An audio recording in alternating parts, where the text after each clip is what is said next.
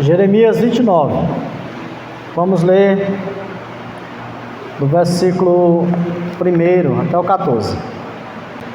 Eu leio, os irmãos acompanham. A carta de Jeremias aos cativos da Babilônia.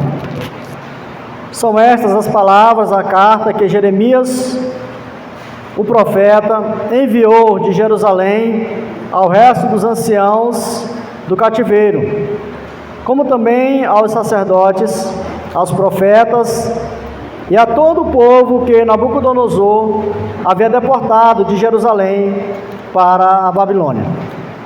Depois que saíram de Jerusalém, o rei Jeconias e a rainha mãe, e os oficiais, os príncipes de Judá e Jerusalém, e os carpinteiros e ferreiros, a carta foi mandada por intermédio de Elasa, filho de Safã, e de Gemarias, filho de Ilquias, os quais Zedequias, rei de Judá, tinha enviado à Babilônia, a Nabucodonosor, rei da Babilônia, e dizia: assim diz o Senhor dos exércitos, o Deus de Israel, a todos os exilados que eu deportei de Jerusalém para a Babilônia: edificai casas e habitai nelas, plantai pomares e comei o seu fruto.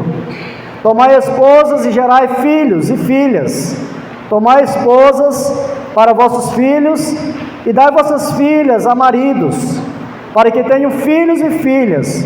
Multiplicai-vos a ti e não vos diminuais. Procurai a paz da cidade, para que onde vos desterrei, e orai por ela ao Senhor, porque a sua paz vos tereis, na sua paz vos terei paz.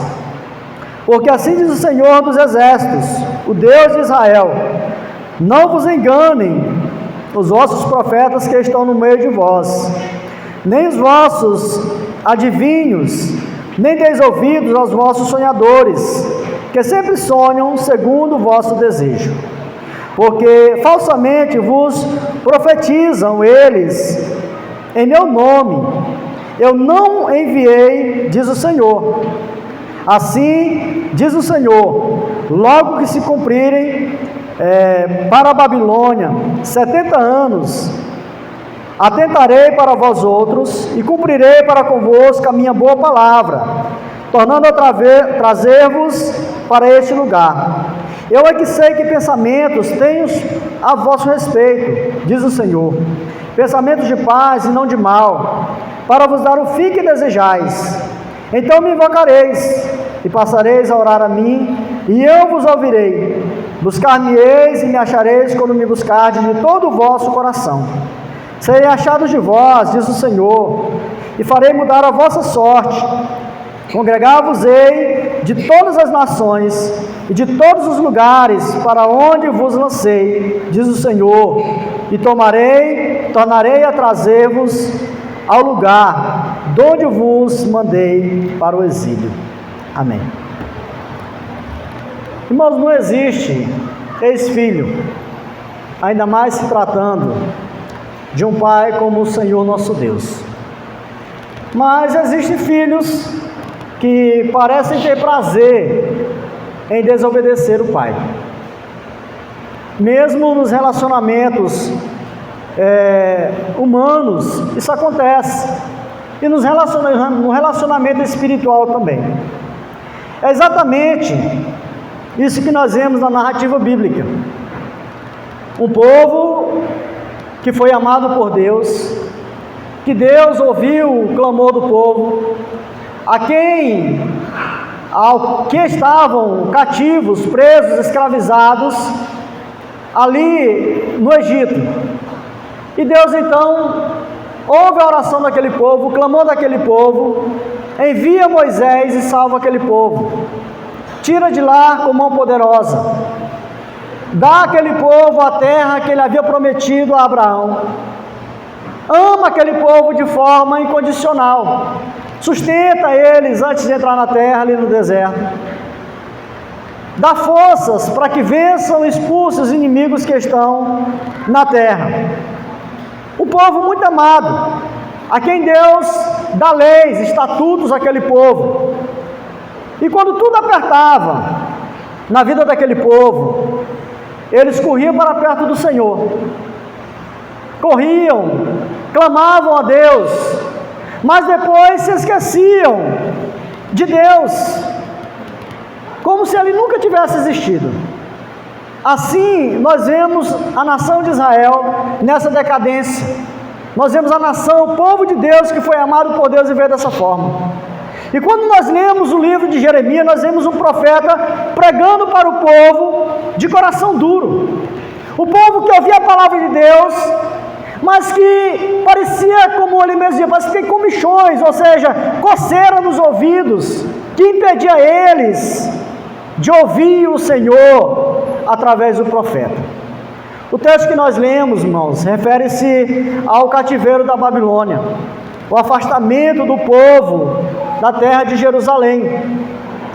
A Babilônia, naquela época, havia se tornado a maior potência do mundo, uma nação muito poderosa, uma grande nação, uma potência entre todas as nações do mundo. Eles inventaram a catapulta, que foi uma arma que deu a eles muito êxito, venceram muitas batalhas, estenderam seus territórios, era um povo poderosíssimo, com essa arma de guerra, um exército bem grande. Eles vinham dominando tudo ao seu redor, e com Jerusalém não foi diferente. Nabucodonosor, durante 3 anos, cercou Jerusalém, queria conquistar Jerusalém, e mesmo nesse período de cerco, o Senhor continuava usando profetas para falar ao povo, para chamar ao povo ao arrependimento, para que Deus desse livramento àquele povo. Mas eles não ouviam a voz de Deus, não ouviam quando o profeta falava. Mas por que Nabucodonosor queria Jerusalém? Primeiro, por causa da localização. Ficava bem localizada geograficamente, de forma estratégica. Jerusalém e a Palestina ligam a Síria e o Egito. Então eles queriam conquistar, para ter ali a rota de comércio dominada por eles. Então, irmãos, mas nós sabemos que não foi só por isso também. Jerusalém não foi conquistada somente pela ambição de Nabucodonosor, por essa visão estratégica dele, comercial e militar. Nós sabemos que Nabucodonosor, ele dominou e levou cativo o povo de Jerusalém, porque Deus permitiu. Porque eles desobedeceram a Deus, porque eles não deram ouvido a Deus, eles não queriam nada com Deus. Era o povo de Deus, mas que não vivia como tal, não vivia como filhos de Deus, não vivia como povo de Deus, mas vivia como filhos rebeldes, como filhos desobedientes, como filhos ingratos, como filhos que davam mais tristeza ao pai do que alegria, se envolvendo com idolatria, se envolvendo com aquilo que era errado, que a lei dizia que não era para eles fazer. E Deus, irmãos, que tem todo o controle em suas mãos, e nada acontece sem que Ele permita. Ele então permite que a Babilônia, ela invada Jerusalém e leve ao cativeiro. A primeira invasão, eles levam mais de 3.000 pessoas para o cativeiro. Entre eles, reis, príncipes, profetas, pessoas da elite, pessoas notáveis. E lá eles estavam, naquele cativeiro. Jeremias, lá em Jerusalém, ele tem notícia de que alguns dos profetas falsos, que foram exilados também, levados para lá, estavam predizendo o período de exílio ali, dizendo: olha, a Babilônia logo logo vai cair, logo logo, né, vai sofrer um colapso, e em consequência disso nós vamos voltar para casa, não vai tardar o nosso retorno para a nossa pátria, para a nossa casa. Em virtude disso, o povo estava vivendo de qualquer jeito. Eles não estavam vivendo ali, olhando para o futuro, apenas para o presente, e o futuro que eles olhavam era esse retorno imediato, rápido.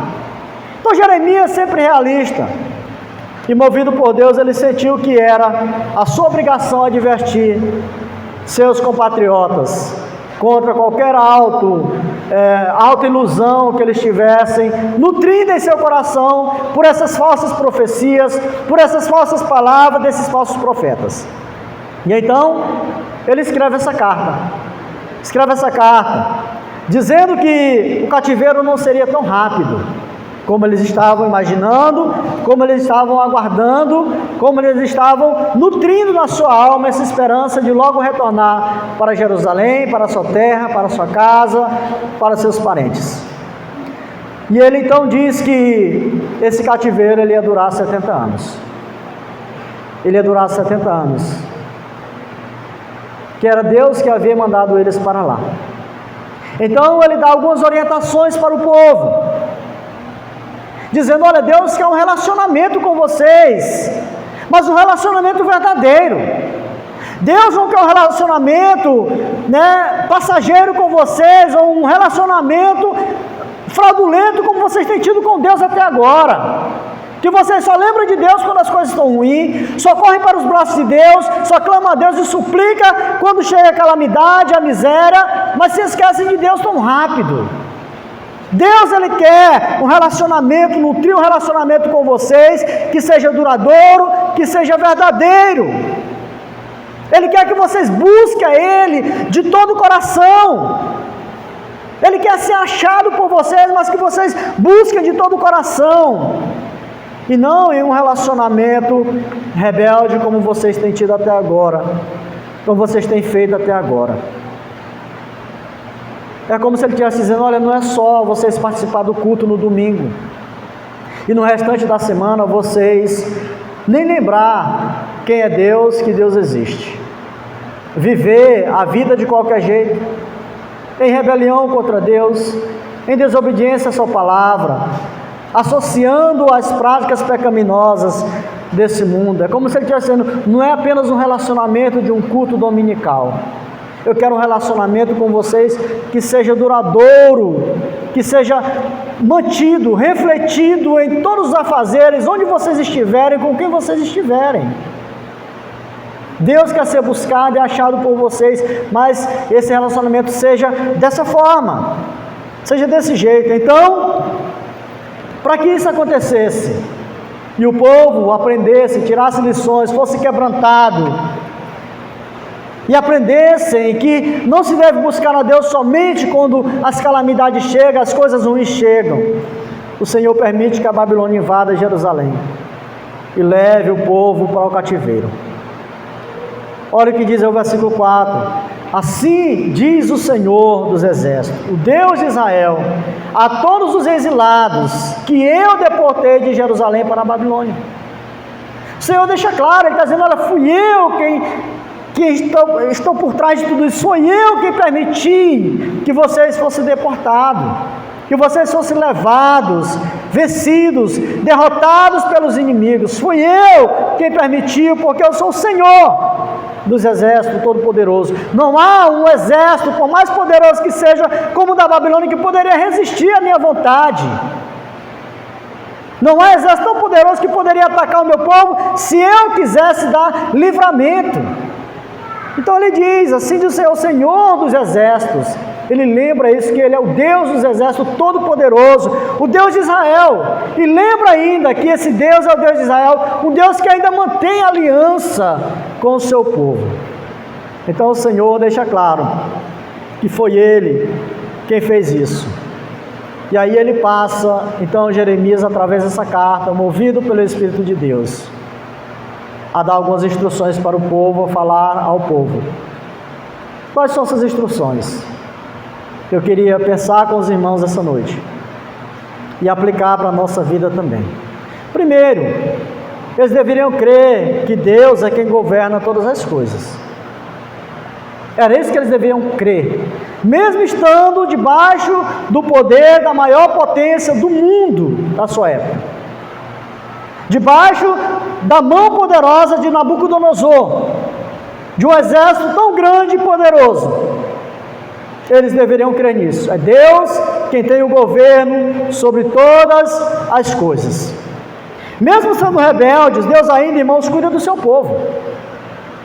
Aquela carta era uma forma de demonstrar que Deus estava cuidando, de Deus estar avisando eles: olha, vocês estão sendo enganados, e vocês estão aí foi porque eu permiti, Então Deus está dizendo, falando para ele: eu sou o Deus de Israel, o Deus que continua tendo aliança com o povo de Israel, vocês continuam sendo meus filhos, mesmo rebeldes, mesmo distantes, mesmo desobedecendo, vocês continuam sendo meus filhos amados. Irmãos, o amor de Deus não é como o nosso, A gente diz às vezes que ama o nosso próximo, e logo após, por causa de uma falha, a gente destila ódio, a gente age contrariamente. Por isso que Davi, quando ele teve a opção de cair nas mãos dos inimigos ou de Deus, ele disse: eu quero cair nas mãos de Deus. Deus é misericordioso, os inimigos não vão ter misericórdia de mim, Deus vai ter misericórdia. Irmãos, o nosso Deus é misericordioso. Em nossas vidas, muitas vezes acontecem coisas que nós não queremos. Em nossas vidas, irmãos, acontecem muitas coisas que nós não queremos, acontecem coisas que nós não queremos que acontecesse daquela maneira. Muitas vezes a nossa vida está numa situação que nós não gostaríamos que estivesse. Coisas que muitas vezes, irmãos, somos nós mesmos que provocamos, com as nossas atitudes, com as nossas ações. Porém, em meio a tudo isso, Deus ainda nos ama. Deus cuida de nós, Deus nos perdoa, Deus nos fortalece, Deus nos dá esperança, Deus, irmãos, nos ajuda a continuar.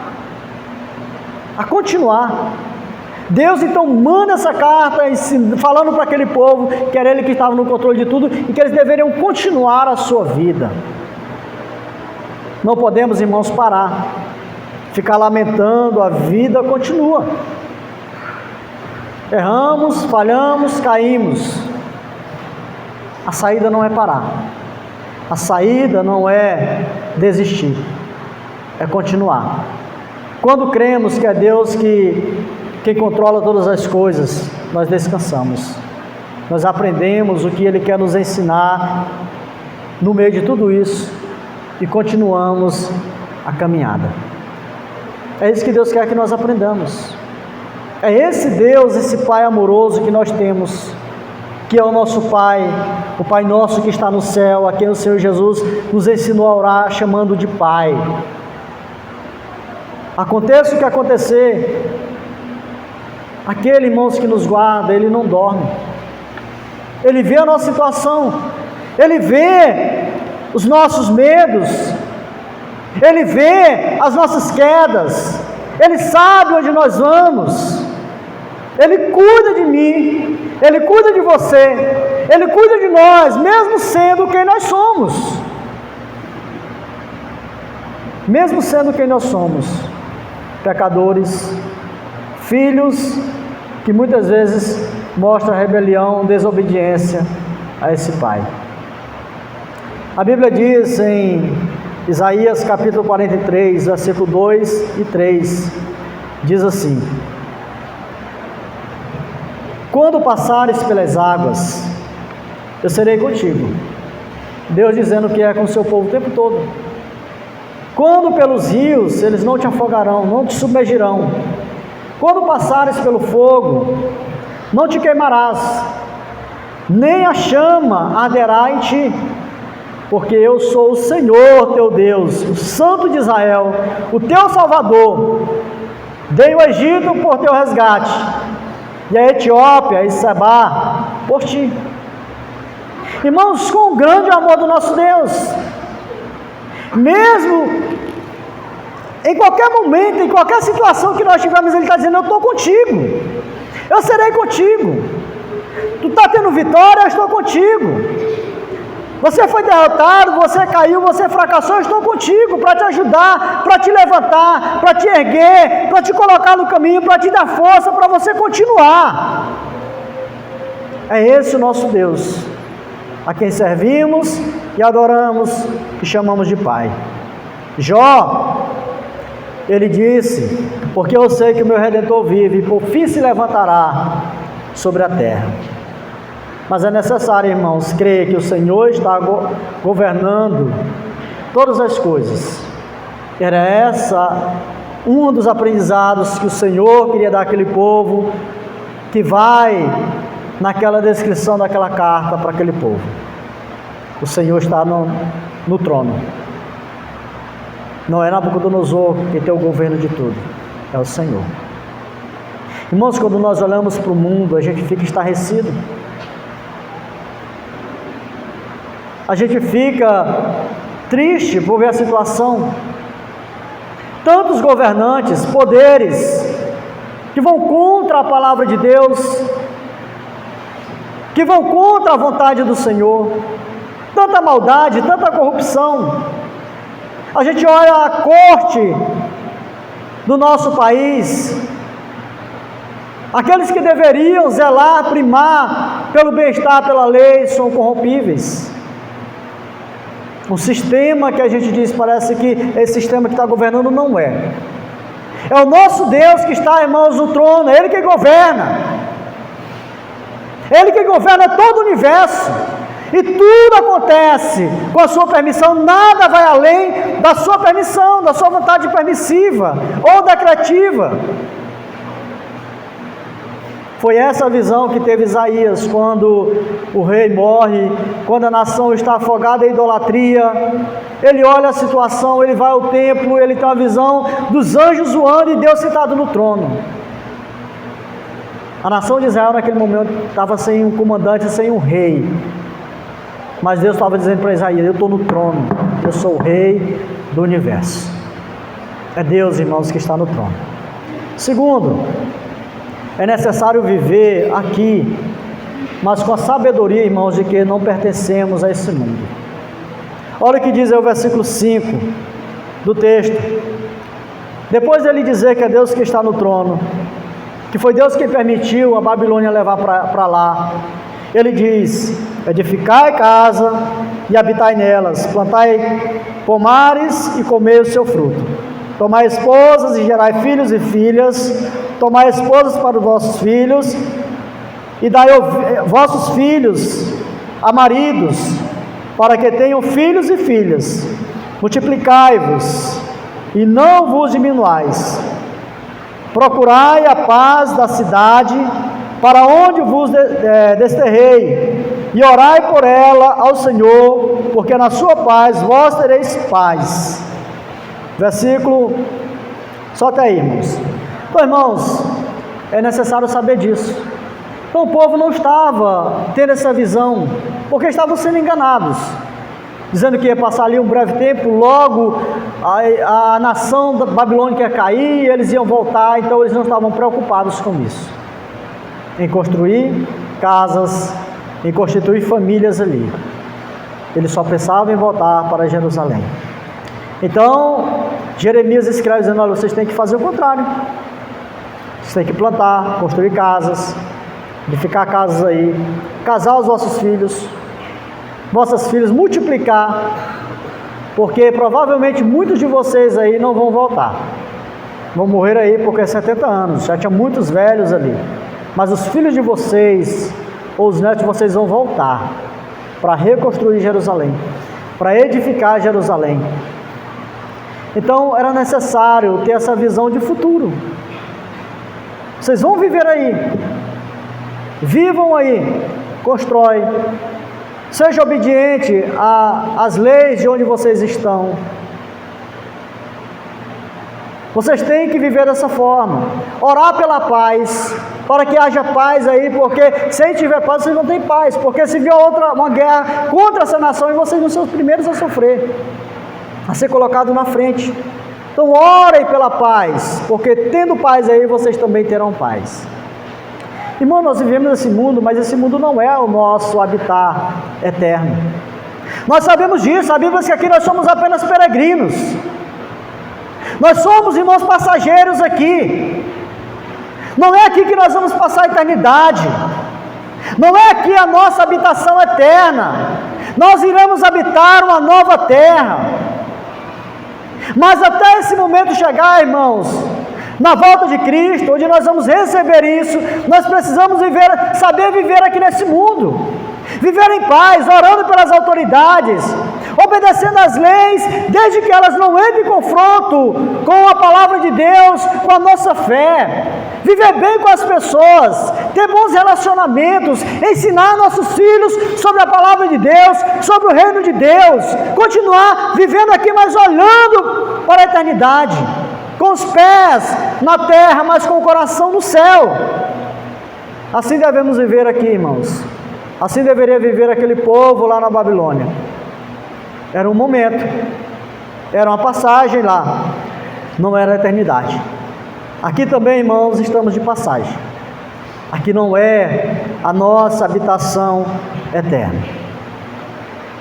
Outra coisa que eles deveriam ter em mente vivendo ali, que eles precisavam ter cuidado com os falsos mestres, com as falsas doutrinas. Versículo 8 do texto diz: porque assim diz o Senhor dos Exércitos, o Deus de Israel: não vos enganeis, os vossos profetas que estão no meio de vós, nem os vossos adivinhos, nem deis ouvidos aos vossos sonhadores, que sempre sonham segundo o vosso desejo. Eles precisavam, irmãos, terem cuidado com esse tipo de ensinamento errado. Eles estavam dizendo: nós tivemos uma visão, um sonho de que nós vamos voltar logo. O Senhor mandou dizer que nós vamos passar, logo a Babilônia vai cair. Nós vamos retornar para a nossa casa, para nossos parentes, amigos, para as nossas plantações. Irmãos, e olha que essas pessoas eram profetas que vieram exilados, que eram do meio deles, mas que eram falsos profetas, que diziam estar falando em nome de Deus, mas que não era em nome de Deus. Deus disse: olha, eu não mandei dizer isso, eu não dei visões e nem sonho para nenhum deles, estão sonhando e falando segundo o desejo dele e de vocês, que vocês querem ouvir, não que vocês precisam ouvir, que vocês precisam ouvir é o que está escrito nessa carta. Irmãos, quantos falsos profetas tem hoje no mundo? Parece que o maior inimigo da igreja não está lá fora, está dentro. Tantas falsas doutrinas, ensinamentos, apresentando um Deus que não é o Deus da Bíblia, que não é o Deus que nós servimos e cremos, e que tem enganado muitas pessoas, estão escravizadas. Muitos dizendo: Deus mandou dizer isso, Deus me entregou essa profecia, Deus me deu esse sonho, essa visão, eu fui no céu, eu fui no inferno, não sei mais lá o escambau, enganando muitas pessoas. Precisamos, irmãos, estarmos firmados na palavra de Deus, firmados na palavra do Senhor. E quantas pessoas têm caído porque falta conhecer a palavra do Senhor, não buscam conhecimento da palavra de Deus, são superficiais, e aí qualquer vento de falsa doutrina derruba, atrai, leva para longe do caminho. Estou dizendo: cuidado com eles. Não fui eu quem enviei, não fui eu quem falei, estão falando por conta própria. Tenha cuidado. E aí ele diz: vocês têm que buscar a Deus de todo o coração, de todo o coração. Ele diz: assim diz o Senhor, versículo 10: logo que se cumprirem para a Babilônia 70 anos, atentarei para vós outros e cumprirei para convosco a minha boa palavra, tornando a trazer-vos para este lugar. Eu é que sei que pensamentos que tenho a vosso respeito, diz o Senhor, pensamentos de paz e não de mal, para vos dar o fim que desejais. Então me invocareis e passareis a orar a mim, e eu vos ouvirei. Buscar-me-eis e me acharei quando me buscardes de todo o vosso coração. Serei achado de vós, diz o Senhor, e farei mudar a vossa sorte. Congregai-vos de toda a nação e todos os lugares para onde vos lancei, diz o Senhor, e tornarei a trazer-vos ao lugar onde vos mandei para o exílio. Olha, vocês vão ter que adorar a Deus de forma que o Senhor se agrade de todo o coração, porque até agora vocês têm feito de forma errada. De forma errada. Vocês têm que buscar Deus e não só querer os benefícios de Deus. Vocês têm que adorar Deus porque Ele é, e não pelo que Ele pode dar para vocês, pelos milagres que Ele pode dar. E às vezes, irmãos, é o que a gente vê, a igreja parece estar tão preocupada na busca frenética, e corre em busca de milagres, em busca de não sei de quê, de bênção material, de cura, disso e daquilo. E a gente vê toda semana os carros de som rodando. Hoje é o dia do milagre, vem buscar sua cura, vem buscar bem financeiro para você, venha ser próspero. Mas um dia venha buscar a Deus com o coração quebrantado, arrependido, e receba a salvação e a vida eterna. O povo precisava aprender isso. Eu espero que vocês aprendam isso. Foi necessário trazer vocês para cá, para esse cativeiro. Então, irmãos, Ele quer um relacionamento conosco verdadeiro. Precisamos manter e ter esse relacionamento com Deus de forma verdadeira, crendo que Ele é o nosso Senhor e Deus, crendo que Ele nos salvou para nós o adorarmos em espírito e em verdade, independente da circunstância e da situação. Olha, Deus quer que vocês busquem e encontrem Ele, mas para vocês têm que primeiro procurar isso, se arrepender. Buscar a Deus não porque Ele pode dar para vocês, mas por quem Ele é. Adorar a Deus não porque Ele pode dar uma libertação para vocês de onde vocês estão, mas porque Ele é o Deus de Israel, como Ele começa lá atrás falando no versículo 4, o Deus de Israel, o Deus que tem uma aliança com o povo de Israel. E por último, irmãos,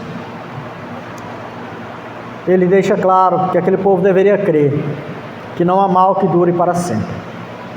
Repetiu o versículo 10 que diz assim: assim diz o Senhor, logo que se cumprirem para a Babilônia 70 anos, atentarei para vós outros e cumprirei para convosco a minha boa palavra, tornando a trazer-vos para este lugar. O Senhor falou que o tempo do cativeiro era 70 anos.